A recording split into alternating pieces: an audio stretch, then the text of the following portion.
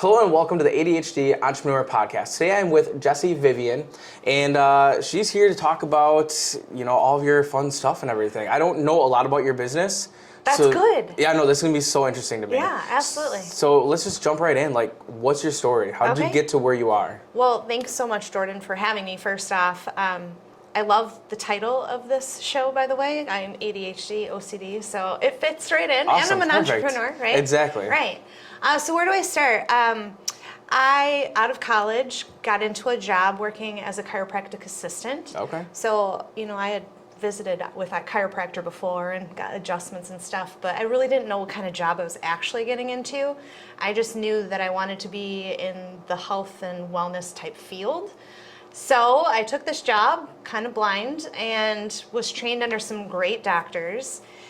Learned how to do x-ray technology, learned how to do red light therapy modalities and other wellness healing modalities. And then I learned how to do soap notes, so I was doing doctor notes and... Oh, interesting. Yeah, and I was able to go inside the clinic room and learn, the whole case of the person. So I learned a lot in a really short amount of time, and I loved it. I'm sure. Absolutely loved it. Learned about essential oils and how that can help, and learned about yoga, and really looked at the person for the first time in my life as a holistic viewpoint, right? Yeah. Talking and touch pointing on the entire body, mind, body, soul. So that really got me into the field that I'm now in, but I didn't recognize it at the time at all. At the time, it was just a job, right? Yes. This is a job. I'm learning. It's really cool and interesting stuff, and I'm getting paid for it. Cool. Makes sense. Right. I grew with that company, though, because my college degree was actually marketing. Oh, crazy. Yeah. Okay, so a little bit different. It was a little bit different. So marketing background, doing clinical work was odd. I can't imagine that would be easy. Right. Two completely different things. But when my boss found out, oh, you actually went to school for marketing, and that's where you should be doing because that's where your passion is. Yeah. What do you think about helping us market? Now, at the time, it was awesome because he had the main doctor, he had 4 clinics, 7 doctors, I believe it was. I started helping him market. So we were doing lunch and learns, we were doing wellness workshops, a lot more things inside the office, raffles and stuff like that, just really getting the word out there. And within 5 years, we were up to 12 clinics. Oh, holy cow. Yeah. That's crazy. That's Yeah. awesome. So I saw the success of my work. Yeah. And I loved what I was doing, and I got to meet a lot more people in the community, Oh, I'm sure. but on the marketing side. So that led me into, well, what do I do with this Rolodex full of contacts? Yeah. Right? I'm sure. I could use this and benefit this, and if I don't want to work for somebody for the rest of my life, how can I kind of change this over into my direction? Well, one of those contacts happened to be a higher up person in Andis Company. I'm not sure if you're familiar. They're out of Sturtevant. They make clippers and blow dryers and straight irons and things like that in the hair industry and animal hair industry. I don't have Yeah, room for so that you wouldn't stuff. know. Yeah. Okay. So I took a marketing job there and left the health and wellness industry. Okay. It was my opportunity to kind of sit on that Rolodex, grow myself in the corporate ladder, and take a position that had kind of a more prestigious title and go, okay, this is what we're going to do. And see if you like it. Right, and see if I like it. So I took this marketing management position, which was 60% traveling. Oh, that's a lot. It was a lot. I didn't realize it was a lot until I started doing it. Yeah. So traveling for trade shows and hair shows and lots of sales stuff, which was great. And I enjoyed the traveling for a little bit, but then I got pregnant. Oh, yeah. That makes it really difficult. It's huge. It's a huge change in anybody's life. And then priorities changed for me. So I had said baby, still at the same job, still traveling, and it was just... That's hard. Yeah, it was not really for me. So I went back to that Rolodex. Now at this point, I've got a lot more people in that Rolodex. How long did you work at that place for? Through 2 or 3 years, something like that. Yeah. So again, I had built up quite a foundation of contacts and people that liked my work and successful work. So I was like, you know what? I need a vacation to really think about this. So my husband and I traveled to Florida, took a family vacation, myself with my new daughter, right? And we questioned, what does this look like? And I was like, I have to be done. I want to start my own business. That's awesome. Well, then it was, what do you want that business to look like? Well, we've got this whole marketing wing, but then we had that wing a long time ago in the wellness industry that sounded a lot of fun and was really great. So I was like, how can I blend that together? Well, long story short, I had left that job and then went into my own business of doing independent digital online marketing. Fair and square. So calling all those people on my Rolodex saying, hey, I already know your business. I know what you need. You've worked with me before, of course, through other people, but I'm doing my own thing now. Yeah. And what do you think about hiring me? Listen, I don't take vacation days. I don't need insurance, right? I don't need all of the extra bells and whistles, so you're going to pay a lot less for quality work. Exactly. So I did it. And you specialize in it too, so it's definitely worth it for the businesses to pay it. Right. So still to this day, I still do online digital marketing for a small handful of local businesses. Yeah, I didn't realize that. Yeah, running their online marketing, whether it's social media or website edits, things like that, changing their menus if they're a restaurant. So yeah, it's been a lot of fun, but that's kind of where my independent streak went, of like, I can do this, I can be my own boss, and I'm still doing it. So then get back into that health and wellness stuff. Long story short, life can sometimes really throw things at you to go, hey, pay attention, this is the road that you're supposed to travel on, right? Yeah, exactly. So quit that job. My husband was like, well, you can do anything now that you're independent. So he went to his boss and said, hey, what do you think about me working from home?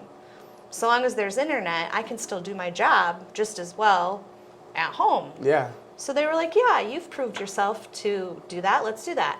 So now my husband and I are at home with our child. I'm pregnant with my second. That's awesome too for your daughter, because then she's able to be at home with her parents. Yep. That's awesome. And at this point, she's 2. So young family, about to have another. It's really exciting.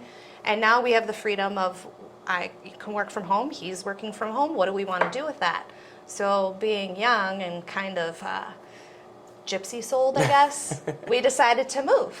Oh, geez. We did. So we left the Union Grove, Franklin, Racine County area, Milwaukee County area, and moved down to the middle of literally nowhere, Tennessee. Oh, wow. Yeah. Oh, so it wasn't just moving a half hour away. No. Like, we packed up our life and moved across the country. And his boss didn't care? Nope. So long as he had internet, we would be okay. Wow. Yeah. That's awesome. Right? Let's try it. See what happens. So we bought, get this, a tiny log cabin in the middle of the woods, about 20 acres, about 2.5 hours south of Nashville. So literally in the middle of nowhere. Wow. Right. That's, I've been down to, I think, Pigeon Forge, like in that area. Okay. So it kind of sounds similar, very woody cabins. Very woody. All that really nice. I mean, it's nice down there. It's beautiful. And property taxes are insanely cheap. Which is one of the main reasons why we did it. Because we were like, well, if I'm not bringing in a full paycheck, if I'm doing this independent stuff that's not necessarily bringing in as much as we were earning,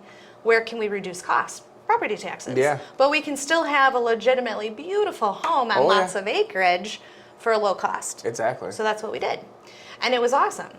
But that led us into a lifestyle change, right? Living in Milwaukee County, Racine County, and then going down to... middle of nowhere. Oh, the county had 20,000 people. The county. Oh, geez. Yeah, so it's pretty small. I would invite my family to come and visit, and I'd say, let's go to town. 20-minute drive to town. 1 stop sign through, and they're like, is that town? I'm like, yeah, you missed it. It was 1 stop sign. So I feel like Waterford is small. That sounds like that is like... Yeah, Waterford's huge compared to where we were. Yep, absolutely. But again, super fun. So lifestyle change, we had to chop all of our wood before winter came because we were heating our home, log cabin, traditional log cabin with wood. We started raising ducks and chickens and goats and...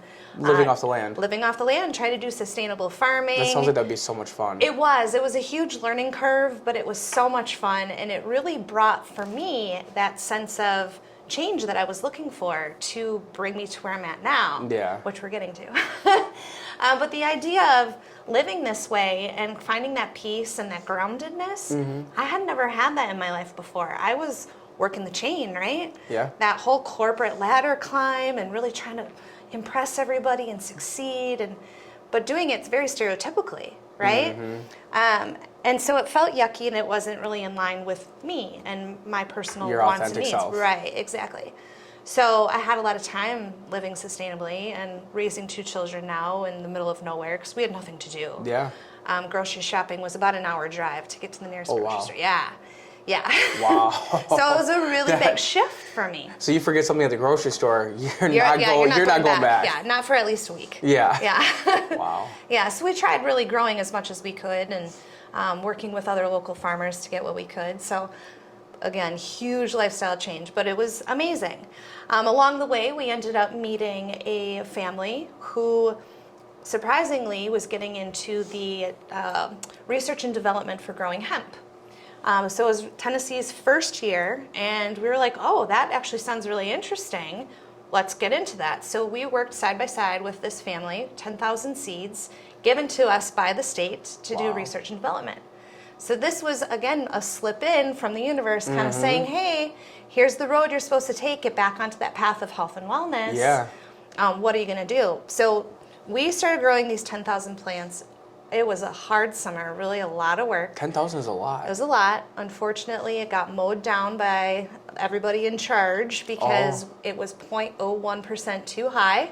Oh, that's horrible. Yeah, this particular crop was actually going to be used for a company for food rather than smoking products or other hemp-derived products. It was going to be specifically for food. Is that just out of curiosity, Sure. like being the 0.01 above, is that just that strand, or is it something that you can control? So THC is controllable on a controlled grow. When it's growing just in the land naturally like that, if you have a wet summer, which we did, it was a pretty wet season, it can increase the levels of the THC or the other cannabinoids that aren't necessarily looked at as a good thing. Right? So there's not a lot that you could have done. Not a lot we could have done. Oh, that sucks. So it was a loss, but it was a huge learning curve again, right? And then add on top of that my spiritual growth that happened through just being peacefully living with the land and homeschooling my children who were so young.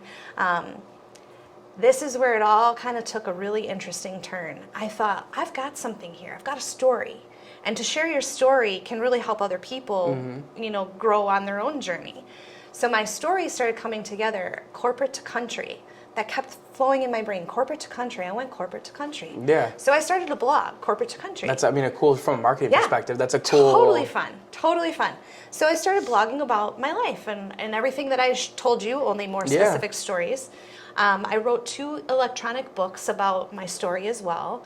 And that whole thing was really a lot of fun for me because I poured who I am and the journey that I had been on into my work, and then I started getting phone calls from people.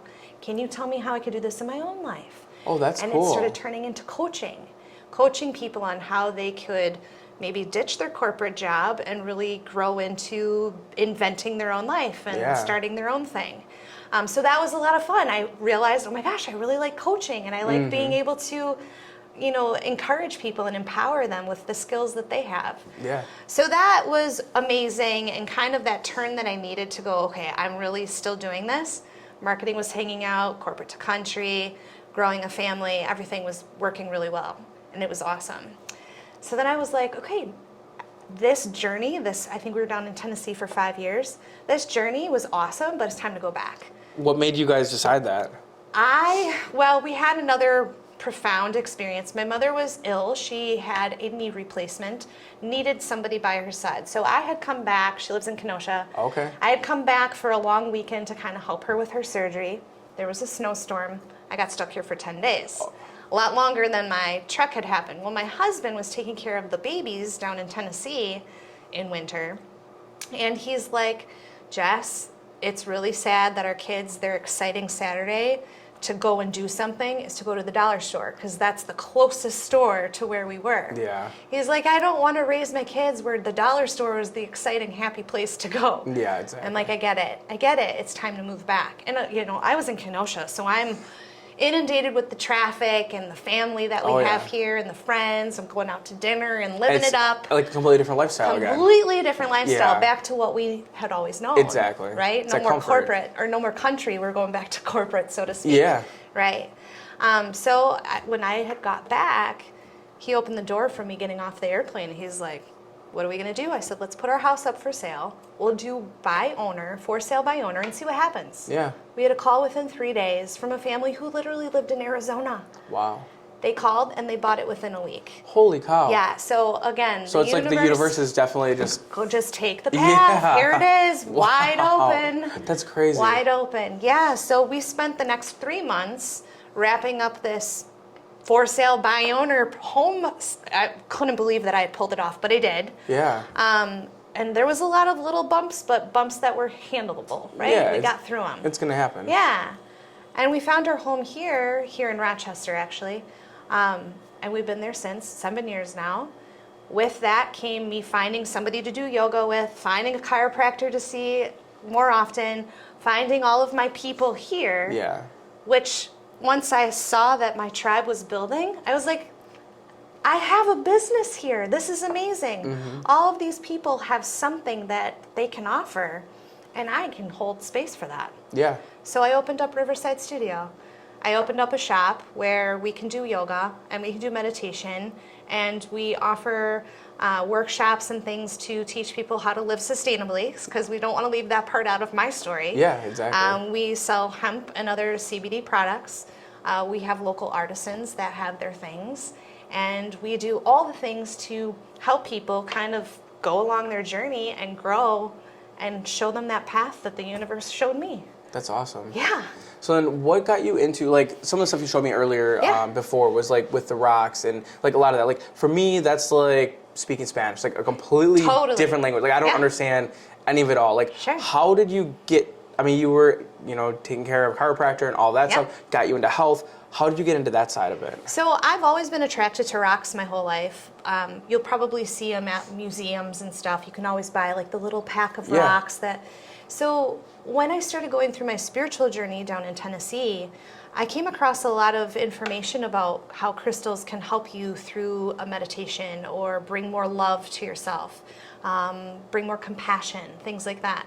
So I dove into it a little bit and learned some, but when I came back to Rochester and I noticed that there were other rock shops in Milwaukee, I really dove into how can that help me get further into my own healing journey and kind of get over some things that have happened to me in my life that were not so positive, as I've talked about, but more negative. And I was really attracted to how they made me feel. So long of it is rocks have consciousness, right? Just like you and I do. They've got energy. And that energy vibrates at a certain frequency that we can resonate with. So if something's really blocking us or bothering us or triggering us, we can find that rock that has that frequency that'll take that block away and make us feel better. Interesting. We could find that rock that will connect us with our self-love and kind of bring that wave of love through us, where maybe on our own we don't really have that sense of ability to do that. Yeah. So having that tool, it's just really that, it's a tool. Having that tool, it's something that we can use and give us that little extra boost of love that we need. That's so interesting. Yeah, and again, there's millions and millions of different kinds of rocks. Oh, yeah. And they all have some type of property that you can connect with. So, like, when you're out of curiosity, if you're going down the beach and you see a bunch of rocks, like, do you look at them and try to... Yeah? Yeah, absolutely. Absolutely. I try to identify everything. I have to imagine that your kids probably have a blast with that. Yes. Because I know, like, kids usually like doing that, so now you have the actual history behind it and everything. Right. That'd be so fascinating. Yeah, it is. It's a lot. It's so much fun.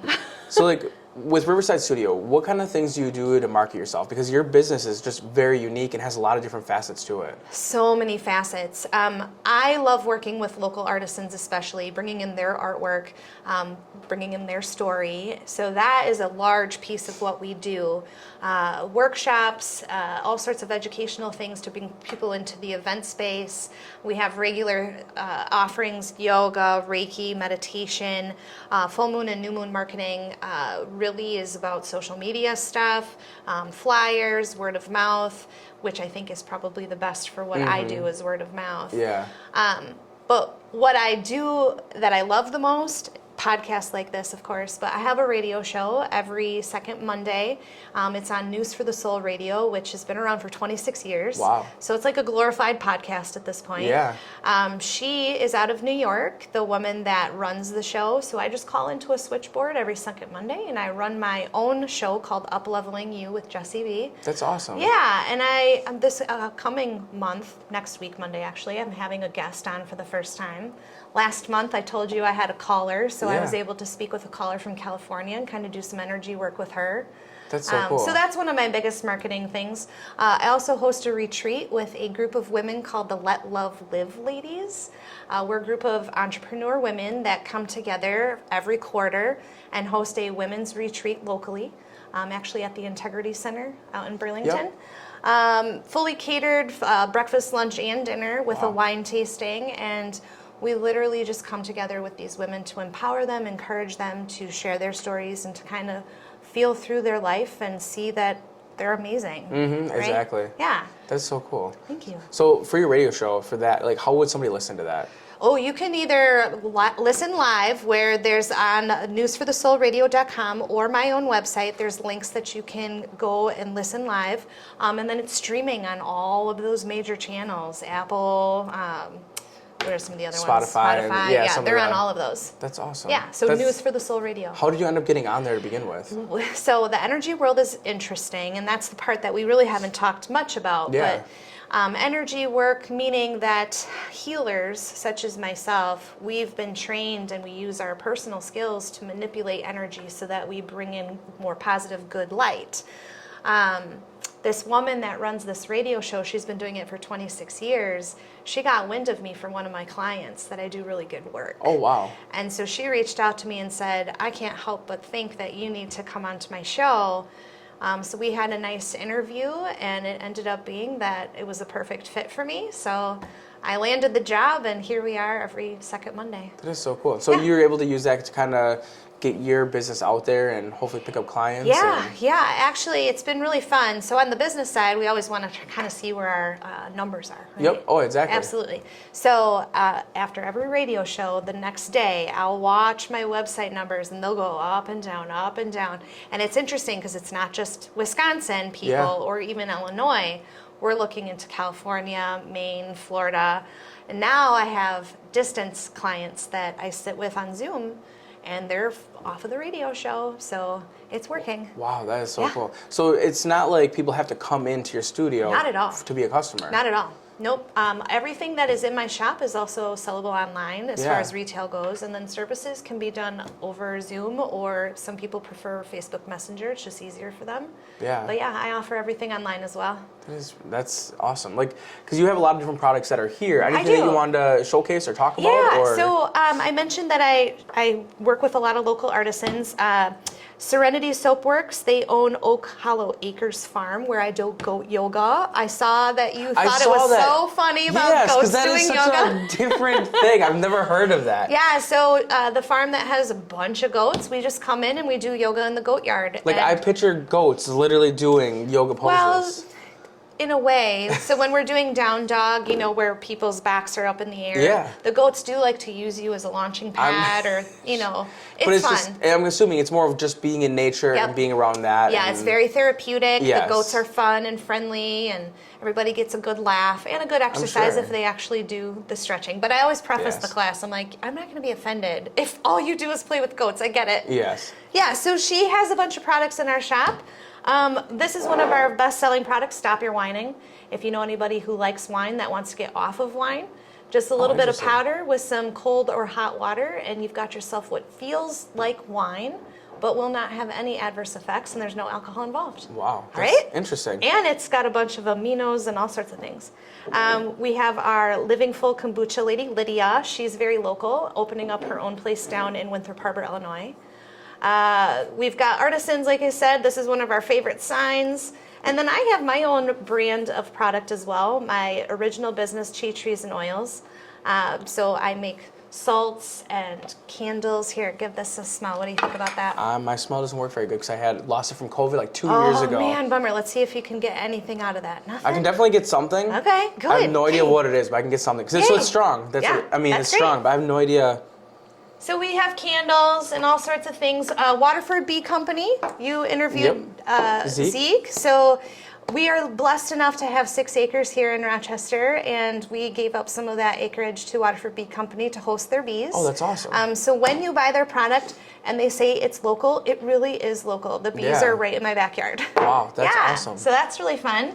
I have my CBD products, and I wanted to bring this. It's allergy season. Guys, we've got allergy products. Oh, yeah. Yep. I'm like basically an apothecary. If you think like CVS or Walgreens, things like that. Yeah. I've built that same thing, only with local artisans, local herbalists, things like that. So basically without the chemicals. Without the chemicals, right. That is exactly it. So our goal, our mission is to educate people, empower them, and to give them all the opportunity to heal themselves, mind, body, and soul, and be their own best advocate and be proactive with it all. Yeah. So what are some of your long-term goals with your business? Long-term. So I am opening up a second location currently. I have a second crystal shop that's going into East Troy. Okay. So that's exciting. My thought and goal for that is we got 1, we got 2, 3, 4 is totally fine. That's awesome. My, I guess, big plan with that is to do less of the front end work, less yoga instructing, less meditation guiding, and do more of the boss business stuff. Yeah. Which I'm doing all of it. Oh, yeah. It would be more fun to stick with just that and grow the shops. Work on the business rather than in the business. Yep. Which makes sense. Yeah. So are you Exactly. So this business you had before Riverside Studio. Yep. So how did you come up with the name? What made you choose that? I'm assuming it's some of the products. Sure. So qi means energy in Chinese. You may have seen it spelled as QI, which is also qi. Okay. So qi, trees, and oils. If you ever think of the actual tea tree oil, it was a play off of words of that. Oh, okay. Everybody needs tea tree oil. So qi, trees, oils. Trees is because I work with hemp. And then, of course, the tree yoga pose was kind of the other play on words. Yeah. And then everything that I make as far as my own products does have essential oils in it. Okay. And this looks, I mean, the candle in here looks really cool. Thank you. It has like the little rocks in there and all of that. The packaging you have, I was just kind of eyeing this up. Like your packaging looks so nice. Thank you very Like much. it looks very professional. Thank you. Like that looks really nice. What are these? So those are Delta 8 gummies. Okay. Gummies have THC. In Wisconsin here, we're legal at 0.3%. So we have a farm we work with in Wisconsin that does the controlled growing and the mixology part of everything. So we've come up with this product working with them. It's a mixed berry flavor, and you take about a quarter of a gummy. Legally, we say half on the packaging, but a quarter, and you're going to take away that anxiety. If you've got inflammation or any kind of pain, it's going to take that away. If you're looking for a fun day at the zoo, go ahead and take one. So something I'm curious about, just because it's the marketing side of it. Sure. Like, what all went into creating like this packaging? Find it. Like for me, going through that with Everybite, with Kravings, and all of that. Like some of it was challenging to do. Sure. And like your packaging, it looks really nice. Thank you. So I'm really lucky in that the farm and mixology company that I work with, they had to go through all of the legal standardizations that have to happen for packaging that contain this particular product, cannabis. So everything you see on there has to be on there, no matter what. So then we just have to mumble jumble it to make it look appealing to the eye. This QR code, by the way, if you were to take a picture of that, it actually brings you to the certification of what's inside this bag only. So we do it per batch. So that you're very specific, because from one batch to the next, there might be just a little bit, 0.01% somewhere of a change, and you need to know that. Wow. So there's a lot of government regulations. A lot of government regulations, specifically with the CBD stuff. Yeah. And so with you partnering with that other company, did they kind of take that off your shoulders with a lot of it? They do take a lot of it off my shoulders. I do have to approve everything and aesthetically make sure that I like the way that it looks. But aside from that, you don't have to deal with the government and... Thankfully. Yeah. I do have to hang posters in my space just to say, like, hey, by the way, police, this is legal. And you can justify that by here's all my certifications. Yeah. Yeah. Awesome. Yeah, it's really interesting stuff. You have a lot of different products. How do you Yes, I do. How do you keep up with... I have over 2,000 SKUs. 2,000? 2,000 SKUs. How do you... So, like, with Kravings, I think of that. We have, I think, right around 250 to 300. And to me, that's a lot. It's a lot to keep up with at 3 different stores. How in the world do you keep up with that? I have an incredible manager who sticky notes and she and I are best friends. Okay. So she runs inventory literally every other day. I believe it. Because we have 2,000 SKUs and some of our things are as small as that tiny little crystal, people can steal. And we've got 7 cameras in the shop, but I'll tell you, it still happens. Oh, I'm sure. It happens. And it's easy to take something as small as that, right? Yeah. It makes no noise. Have you ever caught anybody? I've never caught anybody right away, but we have had some situations where I'm like, what do I do with this? That's clear as day that it just happened, you know. But yeah, with 2,000 SKUs, she runs inventory control every 2 days. Anything that is off, I get an email or a Post-it note about it, depending on what the quantity is. And we'll just kind of figure out from there. Yeah. My hardest thing, because I am running the business side of it all on my own, is if something's running low, do I order it now or tomorrow? Yeah. Right? Because if I order it now and it comes in 2 days, that's great. But if I order it tomorrow, I still have 3. Do you know what I mean? Like that, you're it's just weighing balancing, out, yeah. your inventory, because you don't want to necessarily be cash poor because you're putting all of your money in inventory. Exactly. And it's like, okay, am I going to sell all of this before I get it? Exactly. Oh yeah, it's a tough balance. It's a tough balance. So I think that would be the biggest challenge with having that many SKUs. But I would tell you also that I don't want any of them to go away because they all sell. How often do you add new products? So the last time we added a new product was 2 weeks ago. We had a local artisan from Fiddlehead Farms come in. She makes these river rock stones that she wraps, traditional wrapping, like it's not Native American, it's more, I don't know, some kind of native wrapping, but it's very meditative. And so we brought those in, and now she's going to be hosting a class to teach people how to make them themselves because they've been a popular hit. That's really cool. Yeah. So when you get new products in, is it people usually coming to you, or do you look outward for things? I look outward for things when we have people that come in and say, hey, this is what I'm looking for. Do you have it? And we don't. We created a sheet that's right at our register that if somebody were to have an inquiry and we don't have it or we're out, we'll just jot down their information, purchase that product as soon as we possibly can, and call them and give them first dibs. Oh, there you go. Yeah. That's a good way to do it. Yeah. So you're letting your customers kind of demand what to bring in. Yep, and it's really helpful because, you know, I could say all day this allergy product works, but if somebody tries it and they're like, that didn't work for me, I'm finding another allergy product that's different from this, but it'll still work, right? Yeah. I want them to still have an option from me. That's awesome. Yeah. So one thing that I've seen that your husband does, he does like paintings and things like that. That is, it just sounds very fascinating. Like, it's not just regular painting, right? It's also about like healing. It's very and, therapeutic. Yeah. What is involved in it? Is that just normal painting and you just kind of go through the process? So he has created a teaching system all on his own that really just gets to the person's core creative space. Yeah. I don't know, he pulls it out of them, and by the end of a 2-hour class, they've created this masterpiece that Bob Ross would nod his head at, you know? Good job. So it's amazing. Is it group setting or one-on-one? It's group setting. He's never done one-on-one. He always requires at least 2 people, but he prefers the group setting. And I think it's really important to know that that's his thing, because it creates an energy that everybody kind of feeds off of, and it's lovely. It's really lovely. So he became certified, just to let you know, in art therapy. He's been an artist his whole life, went to college for art, but this was kind of the way that he could piece his skill set into what we do. That's so cool. Did like when people go there, do they have to have an art background at all? Not at all. Or not at all. Like you can't draw, but come to this and see what happens? Absolutely. Come to this. It's beginners or advanced, it doesn't matter. He's taught kids as young as 6 years old. Oh, wow. Yeah. Is it split at all between like males and females, or is it pretty, so literally anybody can just literally come to anybody it, show can come. up? And we do have a lot of private parties, like bachelorette parties love to do this.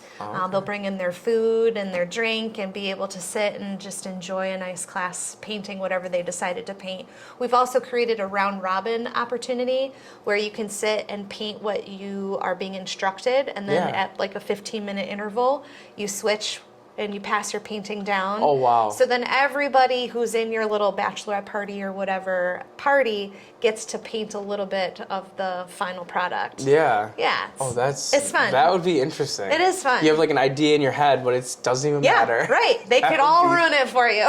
That would be so horrible. It's a good time though. Oh, I bet. So do you guys only do that at the studio, or does he travel and do it in other businesses? He has done it in other businesses. So last summer, especially when he was really trying to put himself out there and say, hey, we're offering this, we went to all sorts of really cool businesses in the area and just painted on the patio, had raffles where people could win that painting. Yeah. And then Jake was so cool, he painted the same painting for the owner of the business so they could have a copy. Oh, that's so cool. Yeah. Yeah, that kind of got me thinking, like, that'd be so cool to have him if we had room in one of our stores. Oh, Our fun. Burlington store has a lot of space in there. Yeah, Definitely it's has fun. the wheels kind of spinning right now. Yeah, give something for the customers in your space to look at while they're, eating their ice cream. Exactly. Or we were at Waterford Stillhouse and people were just drinking their cocktails and casually watching him paint. It was fun. Yeah, that would be so cool. Yeah. All right, well, is there anything else you want to add? No, this has been super great. Thank you so much for having me. Yeah, thank you. It's a lot of information. Oh, so much. You have so much stuff too. That's so cool. And this is just so foreign to me. So like my mind is just all over the place right now. So thank you so much for being on here. Thank you. Thank you guys for listening. And we will see you next week. Sounds good.